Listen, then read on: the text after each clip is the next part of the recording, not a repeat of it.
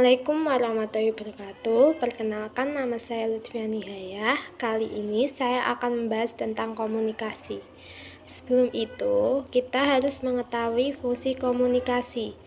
Komunikasi itu memiliki 4 fungsi utama di dalam kelompok atau organisasi, yaitu pengendalian, motivasi, pernyataan emosional, dan informasi.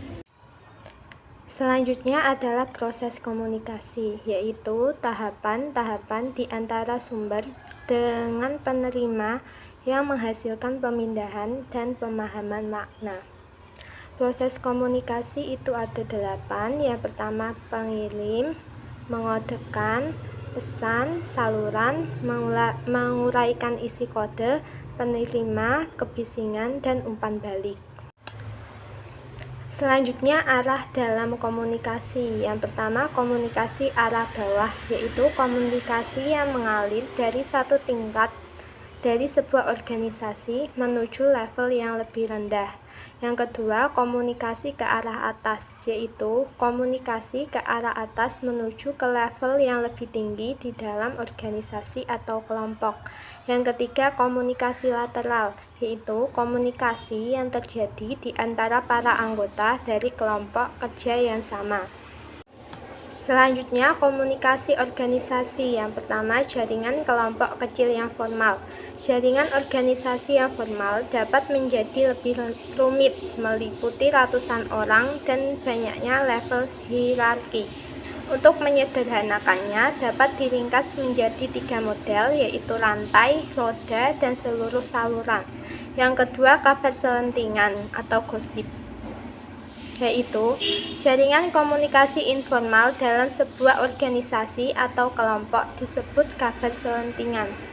Lisan yaitu adalah sarana utama dalam menyampaikan pesan adalah komunikasi lisan. Keuntungannya adalah kecepatan dan umpan balik. Kelemahannya yaitu saat sebuah pesan harus melewati sejumlah semakin banyak orang, semakin besar resiko terjadinya penyimpangan. Contoh dari komunikasi lisan yaitu rapat, video conferencing, dan telepon. Yang kedua, komunikasi melalui tulisan, meliputi surat, PowerPoint, email, pesan singkat, pesan teks, media sosial, blog, dan lain-lain.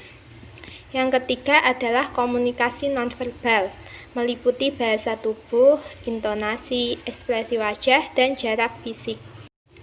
Selanjutnya, pilihan dalam saluran komunikasi. Yang pertama, kesempurnaan saluran adalah jumlah komunikasi yang dapat dikirimkan selama satu episode komunikasi. Yang kedua adalah memilih metode komunikasi. Pilihan atas saluran bergantung pada apakah pesan tersebut bersifat rutin atau tidak. Variasi dari mode komunikasi dapat berfungsi dengan sangat baik untuk menyampaikan gagasan penting. Jika perlu untuk menilai daya penerimaan dari penerima pesan, maka komunikasi secara lisan merupakan pilihan yang lebih baik. Tetapi, ketika menginginkan informasi menjadi berwujud dan dapat diverifikasi, dapat menggunakan komunikasi tertulis.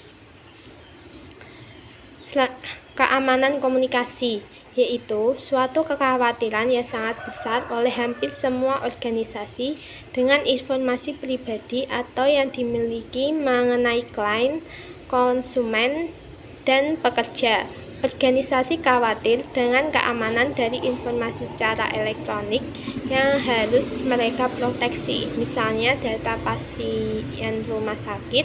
Informasi fisik masih tetap mereka simpan dalam lemari arsip, dan keamanan atas informasi mereka percayakan kepada pekerja. Selanjutnya, komunikasi yang persuasif. Yang pertama, pemrosesan yang otomatis dan dikendalikan. Pemrosesan otomatis adalah suatu pertimbangan yang relatif dangkal atas bukti dan informasi yang membuat pengguna heuristik. Sedangkan pemrosesan dikendalikan adalah suatu pertimbangan yang terperinci mengenai bukti dan informasi dengan bersandar pada kenyataan, gambar, dan logika. Yang kedua, tingkat ketertarikan. Seseorang akan menggunakan pemrosesan persuasif atau dikendalikan dalam bereaksi terhadap pesan persuasif adalah level ketertarikan mereka pada suatu hal. Yang ketiga, pengetahuan sebelumnya. Orang yang berpengetahuan sangat luas mengenai suatu area subjek lebih condong menggunakan strategi pemrosesan yang dikendalikan. Begitupun sebaliknya. Yang keempat, kepribadian. Seseorang yang memperoleh nilai tinggi dalam kebutuhan akan pengetahuan mereka, suatu kepribadian individu yang cenderung persuasif oleh bukti dan fakta-fakta. Sedangkan seseorang yang memiliki nilai rendah cenderung untuk menggunakan strategi pemrosesan yang otomatis. Yang terakhir, karakteristik peran. Pesan yang disampaikan melalui saluran komunikasi yang relatif ramping dengan sedikit peluang bagi para pengguna untuk berinteraksi dengan isi yang tergantung dalam pesan, mendorong pemrosesan secara otomatis. Sebaliknya, pesan yang disampaikan melalui saluran komunikasi yang lebih sempurna cenderung mendorong pemrosesan yang bersifat konsulatif. Selanjutnya, hambatan-hambatan pada komunikasi efektif. Yang pertama, penyaringan, yaitu suatu manipulasi informasi dari pengirim sehingga akan terlihat lebih menyenangkan bagi penerima. Yang kedua, pemilihan persepsi, merupakan hal penting sebab para penerima dalam proses komunikasi melihat dan mendengar secara selektif berdasarkan kebutuhan mereka, motivasi, latar belakang, dan karakteristik personal lainnya. Yang ketiga, informasi yang berlebihan, yaitu suatu kondisi di mana informasi yang mengalir masuk melebihi kapasitas pemrosesan dari seorang individu. Yang keempat, emosi. Seseorang dapat menginterpretasikan pesan yang sama secara berbeda ketika marah atau putus asa dibanding ketika sedang bahagia. Selanjutnya, bahasa, yaitu ketika kita sedang berkomunikasi dalam bahasa yang sama, kata-kata dapat berarti hal-hal yang berbeda dengan orang lain. Hal tersebut dikarenakan oleh umur dan konteks. Selanjutnya, keheningan. Hal yang mudah untuk mengabaikan keheningan atau kurangnya informasi karena didefinisikan dengan ketiadaan informasi. Selanjutnya, kekhawatiran informasi, yaitu ketegangan dan kecemasan yang tidak semestinya dalam komunikasi secara lisan, tertulis, atau kedua-duanya. Yang terakhir adalah berbohong. Selanjutnya, implikasi global, yaitu memperlihatkan bagaimana mengatasi permasalahan yang potensial dalam komunikasi lintas budaya. Hambatan-hambatannya adalah: 1. Hambatan yang disebabkan oleh semantik, yaitu kata-kata dapat berarti hal-hal yang berbeda bagi orang yang berbeda pula, terutama seseorang yang berasal dari budaya nasional yang berbeda. Yang kedua, hambatan yang disebabkan oleh konotasi. Kata biasanya memiliki makna yang berbeda dalam bahasa yang berbeda. Yang ketiga, hambatan yang disebabkan oleh perbedaan nada. Pada beberapa budaya, bahasa adalah formal. Pada budaya lain tidak formal. Pada beberapa budaya, perubahan nada tergantung pada konteksnya. Yang keempat adalah perbedaan dalam toleransi untuk konflik dan mode untuk menyelesaikan konflik.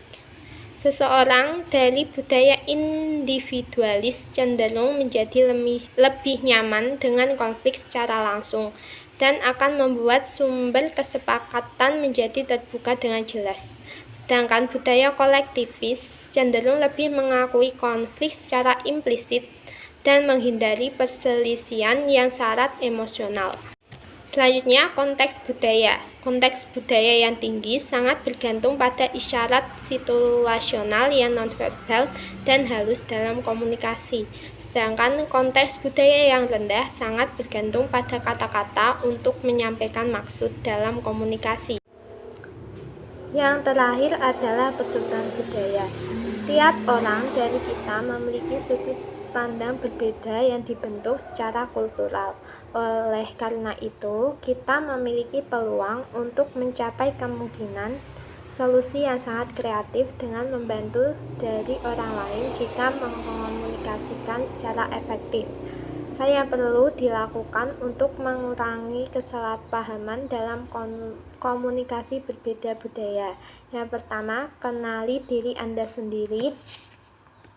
Yang kedua, membantu perkembangan sifat saling menghargai, keadilan, dan demokrasi. Yang ketiga, mempelajari konteks budaya dari setiap orang. Yang keempat, ketika terdapat keraguan, didengarkan. Kelima, sampaikan kenyataan, bukan interpretasi. Yang keenam, mempertimbangkan sudut pandang orang lain. Yang ketujuh, secara proaktif mempertahankan identitas dari kelompok. Sekian dari saya. Apabila ada kesalahan kata, saya mohon maaf. Wassalamualaikum warahmatullahi wabarakatuh.